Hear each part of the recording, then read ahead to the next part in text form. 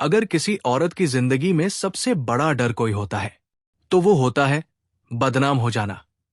और जब वही बदनामी घर की चार दीवारी के अंदर जन्म ले ले तो इंसान टूट जाता है। आज जो कहानी मैं आपको सुनाने जा रहा हूं वो किसी फिल्म की कहानी नहीं है। ये कहानी है उन घरों की जहां सच बोलने से पहले लोग शक कर लेते हैं। आरव और निधि की शादी को 2 साल हो चुके थे। शादी साधारण थी, जैसी हर मिडिल क्लास घर में होती है।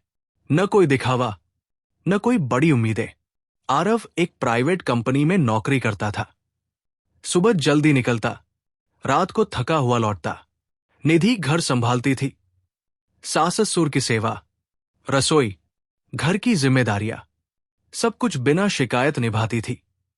शारदा देवी यानी आरव की मां, घर की मुखिया, उनकी नजर तेज थी और सोच उससे भी तेज। उन्हें लगता था कि बहू को हर वक्त नजर में रखना जरूरी है, क्योंकि उनके हिसाब से आजकल की लड़कियों पर भरोसा नहीं किया जा सकता। निधि सब समझती थी पर चुप रहती थी, क्योंकि उसे सिखाया गया था कि अच्छी बहू वही होती है जो सवाल नहीं करती। एक दिन शाम का वक्त था। हल्की बारिश हो रही थी। शारदा देवी मंदिर से जल्दी लौट आई थी। छाता हाथ में था और मन में जाने क्यों एक अजीब सी बेचैनी। जैसे ही उन्होंने घर में कदम रखा, उन्होंने जो देखा वो उनकी सोच से टकरा गया।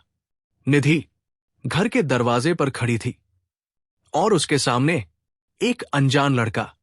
निधि ने इधर उधर देखा और उस लड़के के साथ सीढ़ियां चढ़ते हुए ऊपर वाले कमरे की ओर चली गई।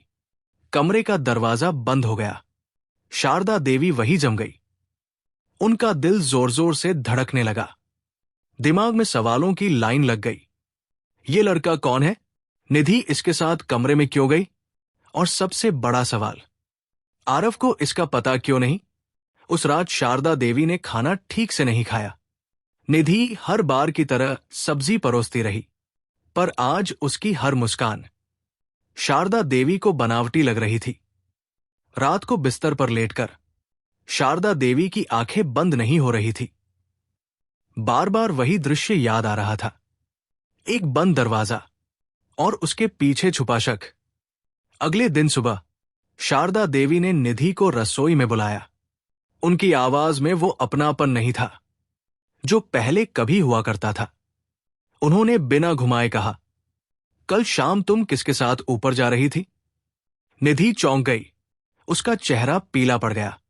वो कुछ बोलना चाहती थी, पर शब्द गले में अटक गए। शारदा देवी ने उसकी चुप्पी को ही जवाब मान लिया। उन्होंने सख्त लहजे में कहा, मैंने सब देखा है, झूठ बोलने की कोशिश मत करना। निधि की आंखों में आंसू भर आए, लेकिन उसने फिर भी कुछ नहीं कहा। कभी कभी इंसान इसलिए चुप रहता है क्योंकि उसे डर होता है कि सच बोलने से हालात और बिगड़ जाएंगे। शाम को जब आरव घर लौटा तो शारदा देवी ने उसे अलग कमरे में बुलाया। मां की आवाज भारी थी। शब्द जहरीले नहीं थे, पर मतलब बहुत गहरा था। उन्होंने कहा, मैं मां हूं और मां कभी झूठ नहीं बोलती। मैंने तुम्हारी पत्नी को किसी और लड़के के साथ कमरे में जाते देखा है। आरव को लगा जैसे जमीन खिसक गई हो।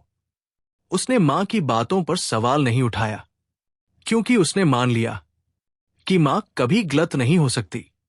आरव ने गुस्से में निधि को बुलाया। उसकी आवाज कांप रही थी, पर आंखों में आग थी। उसने कहा, आज तुम्हें सब सच बताना होगा। अब कोई बहाना नहीं चलेगा।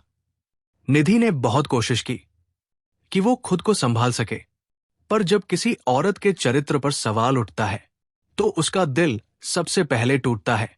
आंसू बहते हुए उसने कहा, जिस लड़के को आपने देखा वो मेरा भाई है।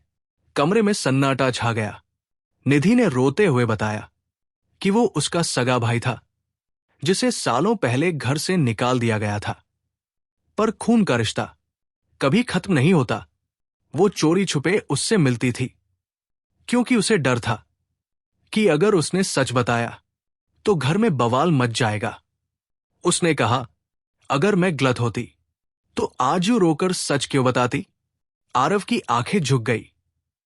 शारदा देवी की आंखों में शर्म उतर आई। उस पल शारदा देवी को समझ आया कि उन्होंने बहू नहीं, एक औरत की एज पर शक किया था। आरव ने धीमी आवाज में कहा, गलती तुम्हारी नहीं थी निधि, गलती हमारी थी जो हमने तुमसे पूछा नहीं, बस मान लिया। निधि फूट फूट कर रो पड़ी, क्योंकि माफी देर से मिली थी और दर्द बहुत पहले दिया जा चुका था। उस दिन के बाद घर पहले जैसा नहीं रहा। रिश्ते जुड़े तो रहे, पर दरारें साफ दिखने लगी, क्योंकि कुछ शक माफी के बाद भी दिल में रह जाते हैं। और इस कहानी से एक ही सीख मिलती है, हर बंद दरवाजे के पीछे गुनाह नहीं होता, और हर देखी हुई चीज सच नहीं होती। रिश्ते शक से नहीं, संवाद से बचते हैं, क्योंकि अक्सर हम जिन पर सबसे जल्दी उंगली उठाते हैं वही सबसे ज्यादा बेगुनाह होते हैं।